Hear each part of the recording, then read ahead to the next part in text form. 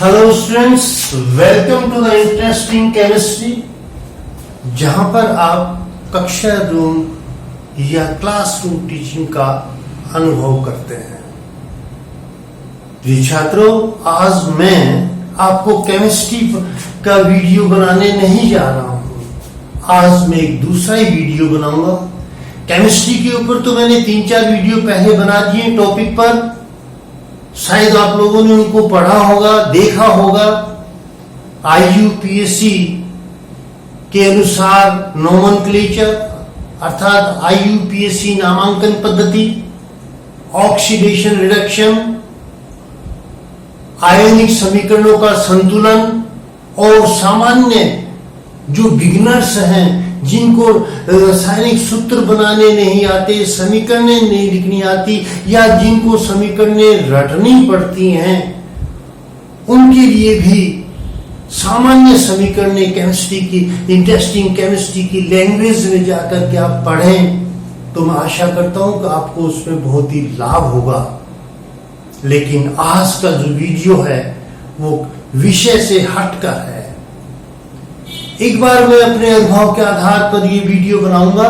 तो मैं एक कक्षा में विद्यार्थियों को सेल्फ या स्व मूल्यांकन के बारे में बता रहा था, और स्व मूल्यांकन के बारे में मैंने विद्यार्थियों को बताया कि अपना स्व मूल्यांकन किया करो, जिससे आप अपनी गलतियों को पकड़ोगे, गलतियां रिपीट नहीं होंगी, आपकी अंडरस्टैंडिंग डेवलप हो जाएगी, आपको याद ज्यादा होगा, आपके मार्क्स अच्छे आएंगे।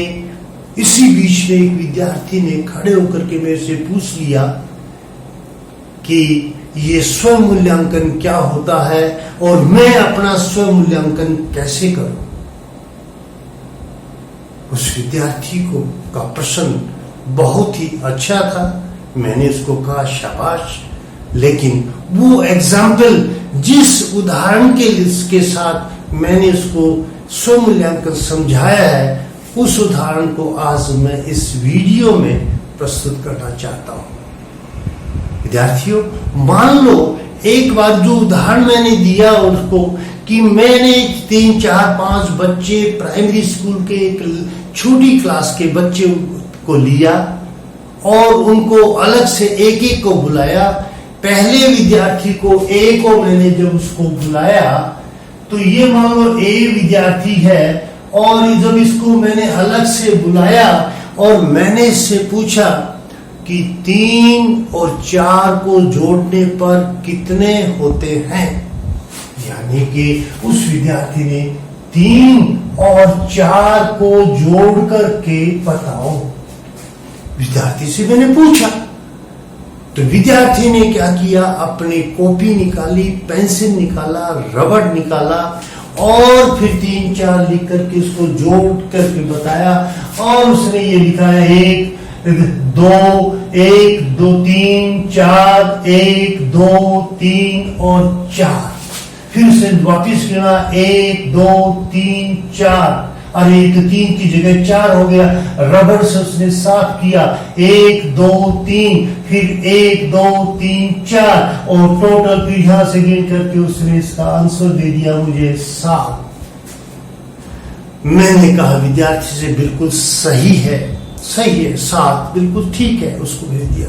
मैंने दूसरे विद्यार्थी को बुलाया, दूसरे विद्यार्थी से भी मैंने यही प्रश्न पूछा, बिल्कुल यही प्रश्न पूछा, 3 और 4 कितने होते हैं। तो उस विद्यार्थी ने भी इसी प्रकार से लिख दिया कि 3 और 4 1, 2, 3, 1, 2, 3, 4 और फिर उसने फटाफट इसको 7 लिख दिया। और फिर उसने वापिस इधर से 1, 2, 3, 4, 5, 6, 7 और 7 लिख दिया। इस विद्यार्थी का भी सही था।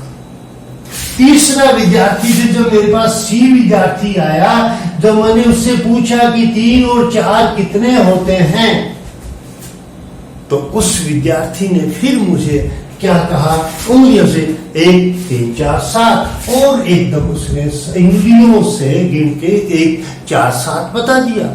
मैंने उस विद्यार्थी से पूछा 3 और 4 7 होते हैं, तो 4 और 3 कितने होंगे।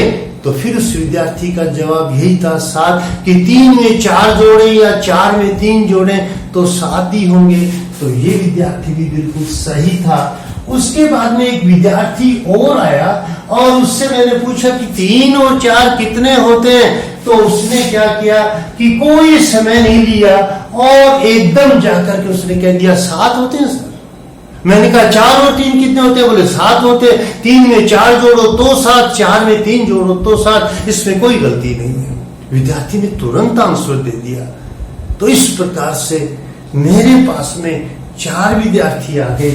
ये विद्यार्थियों के प्रकार हो गए, 4 विद्यार्थियों के प्रकार हो गए। अब मैं इसको अंक दूंगा। अब मैं चारों विद्यार्थियों का मूल्यांकन कैसे करता हूं? मैं भी 2 तरह से मूल्यांकन करूंगा।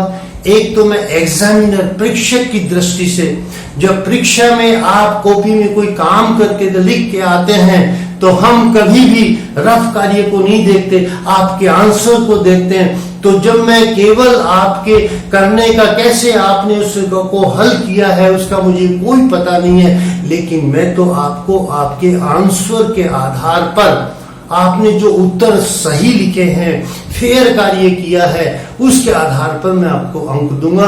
रफ कार्य से ये लाइनें कैसे गिनी, कैसे गलती हुई, उससे मुझे कोई मतलब नहीं है।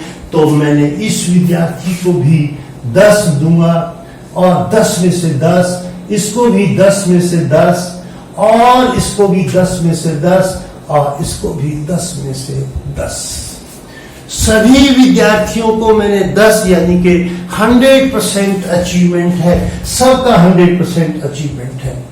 यानी चारों की विद्यार्थियों की यदि अंक तालिका आएगी तो चारों विद्यार्थी समान हैं, कोई फर्क नहीं है। लेकिन अब मेरा विचार, यहां तो मैं परीक्षक के रूप में हूं, परीक्षक,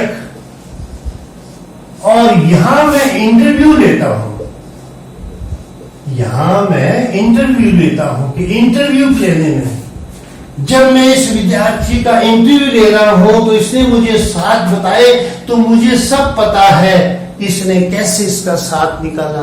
मुझे इसका भी पता है कि कैसे इसने 7 निकाला। सी का भी पता है कि इसने उंगलियां लेकर के दिखाई। इसका डी का भी पता है, इसका मैंने उंगलियां लेकर के। जब आप, अब यदि मैं आपको ये पूछूं कि अंक तालिका में तो ये सब विद्यार्थी बराबर हैं, क्या ये सही है? सारे के सारे एक जैसे हैं? क्या इनमें कोई अंतर नहीं है? अब आप सोचिए, मूल्यांकन कीजिए इन चारों विद्यार्थियों का, उसी के आधार पर आप अपना मूल्यांकन कीजिए कि हम यहां आते हैं या यहां आते हैं या यहां आते हैं या यहां आते हैं, अपना भी मूल्यांकन। तो इस तरह से मैंने इस कक्षा में समझाया। आप भी सोचिए ना, बैठे सोचो कि इनमें से कौन सा विद्यार्थी बढ़िया है। विद्यार्थी, यदि इनमें से चारों में से मुझे कोई एक विद्यार्थी को सेलेक्ट करना है तो मैं इस विद्यार्थी को सिलेक्ट करूंगा, क्योंकि इसके फंडामेंटल्स इसको क्लियर है, इसको प्रैक्टिस है। इन विद्यार्थियों में कुछ न कुछ कहीं न कहीं कमी है। तो आपको इस स्टेज से चल करके इस स्टेज पर पहुंचना है। इस स्टेज के ऊपर पहुंचने के लिए आपको अधिक से अधिक अभ्यास करना है, प्रैक्टिस करनी है। आप जानते हैं कि practice makes a man perfect, और अभ्यास से क्या परिपूर्णता आती है। अभ्यास कीजिए जिसके कारण से आप इस स्टेज के ऊपर आए। अब मैं उदाहरण के लिए आपको यदि ये कहूं कि भी एल्यूमिनियम सल्फेट का सूत्र लिखो, तो एक विद्यार्थी एल्यूमिनियम सल्फेट का सूत्र लिख देता है Al2SO4 थ्राइस, और कुछ विद्यार्थी लिखते हैं Al डबल पॉजिटिव होगा या ट्रिपल पॉजिटिव होगा, SO4 होगा, 3 होगा, 4 होगा, 1 होगा, 2 होंगे। तो फिर उनको समीकरण कैसे बनानी आएंगी? समीकरण तो वो विद्यार्थी ही बना पाएगा जिसको ये कंफर्म होगा कि एल्यूमिनियम सल्फेट का सूत्र Al2SO4 थ्राइस होता है। तो अतः आपको इस कैटेगरी से यहां पर आप समझ गए होंगे कि आप अपना मूल्यांकन कैसे करेंगे। ये उदाहरण छोटा हो सकता है, लेकिन इसका अर्थ बहुत ही गहरा है। इस उदाहरण से प्रत्येक आपके गार्जियन, पेरेंट्स, आपके साथी, आपके अध्यापक जो भी इस उदाहरण को देखेंगे उनको समझ में आ जाएगा कि स्वयं मूल्यांकन कैसे करते हैं, स्वयं मूल्यांकन का आधार क्या होता है।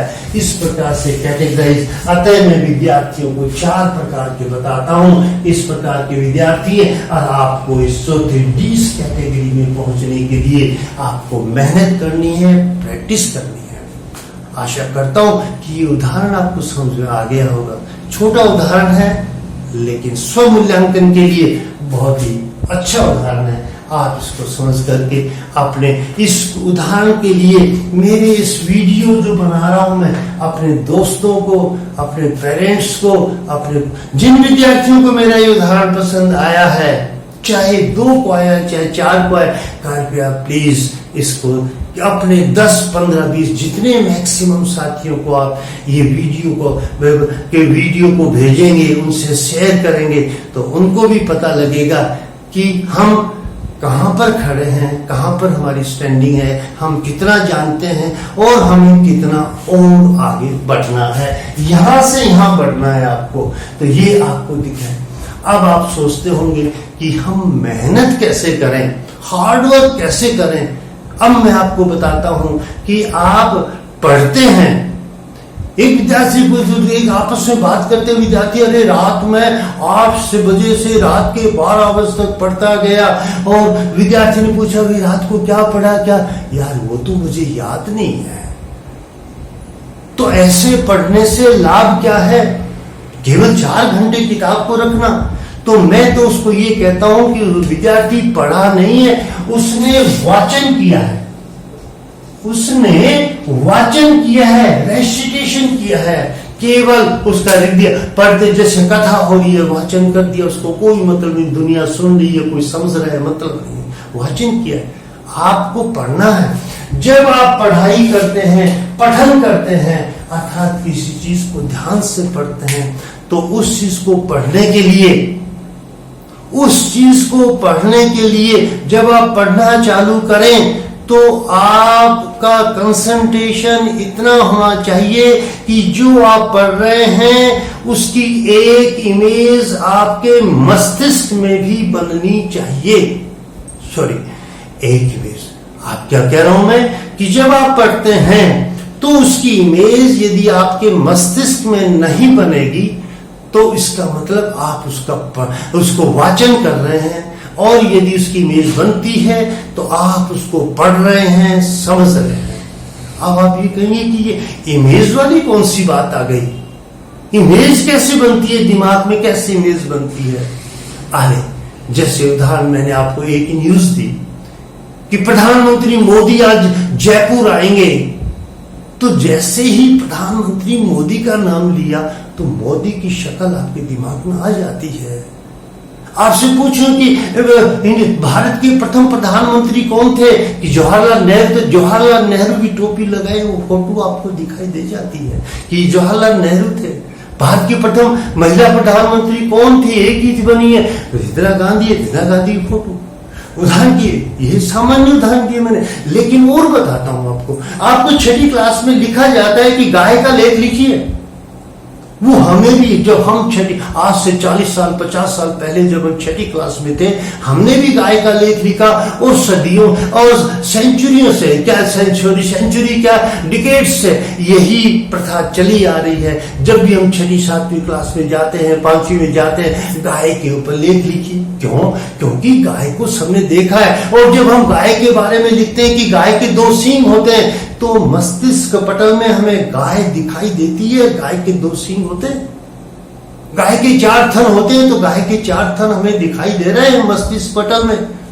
आपसे कहा जाए कि स्कूल के बारे में लेख लिखो, आपके स्कूल के बारे में, तो स्कूल के बारे में जैसे ही आप लेख लिखने लगेंगे, पूरे स्कूल का नक्शा, स्कूल हमारा कहाँ है, बस स्टैंड के पास है, हॉस्पिटल के पास है, कौन सी सड़क पे है, कौन सी हाईवे पर है, उसकी परिस्थिति का, लोकेशन का पता लग जाएगा आपको। उसमें आपके स्कूल की आपको पूरी इमेज दिखाई दे रही है कि मेरे कमरे में इतने कमरे हैं, ऐसा स्कूल है, बीच में हॉल है, इतने टीचर है, इतनी लाइब्रेरी है, लाइब्रेरी में जाते हैं तो लाइब्रेरियन कहाँ बैठता है, अलमीरा कहाँ। तो ये सारी चीजें जब आप लिख रहे होते हैं तो आपकी इमेज आती बनती है।